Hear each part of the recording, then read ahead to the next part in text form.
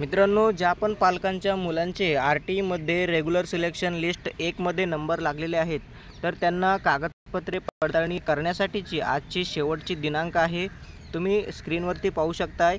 तुम्हाला 14/2/2025 पासून ते 28/2/2025 पर्यंत कागदपत्रांची पडताळणी करून घ्यायची आहे। तर तुम्हाला आजचा शेवटचा दिवस राहिलेला आहे। ही मुदत वाढू पण शकते आणि वाढू शकत पण नाही, तर तुम्ही त्या भ्रमात राहू नका। तर तुमचे कागदपत्रे आजच्या आज जाऊन तुम्ही व्हेरिफिकेशन करून घ्या। तुम्हाला ॲडमिट कार्ड डाउनलोड केल्यानंतर त्यामध्ये तुम्हाला पडताळणी समितीचा पत्ता मिळणार आहे। त्या पत्त्यावरती जाऊन तुम्ही जे फॉर्म भरताना कागदपत्रे दिलेली असतील, ती कागदपत्रे तुम्हाला तिथे नेऊन सादर करायची आहेत, व्हेरीफाय करायची आहेत। सर्व कागदपत्रे आर-टीचा फॉर्म भरण्याच्या अगोदरची असायला पाहिजेत, तरच तुमचा ॲडमिशन पुढे कन्फर्म होणार आहे आणि त्यानंतर तुम्हाला रिसीट दिली जाणार आहे। ती रिसीट घेऊन तुम्हाला शाळेमध्ये जाऊन तुमचं ॲडमिशन कन्फर्म करावं लागणार आहे।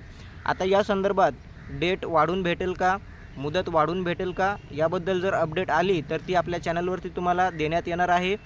तर तुम्ही इथे पाहू शकता, यावर्षी नंबर ऑफ ॲप्लिकेशन जे आहे ते सिलेक्शनमध्ये 1 लाखापेक्षा जास्त विद्यार्थ्यांचं सिलेक्शन झालेलं आहे आणि 85,457 वेटिंग लिस्टमध्ये विद्यार्थी ठेवण्यात आलेले आहेत।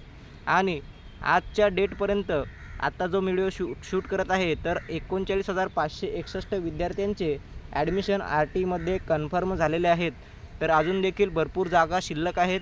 तर तुमचे कागदपत्र पूर्ण असतील, व्यवस्थित असतील, तर तुम्हाला पडताळणी समितीकडे जाऊन कागदपत्रांची पडताळणी करायची आहे। आणि जर तुम्ही वेटिंग लिस्टमध्ये असाल किंवा नॉट सिलेक्टेडमध्ये असाल, तर तुमचे कागदपत्र तुमचे व्यवस्थित असतील, तर तुम्हाला इथे चान्स मिळण्याचे चान्सेस हे खूप मोठ्या प्रमाणात आहेत। धन्यवाद। जय हिंद।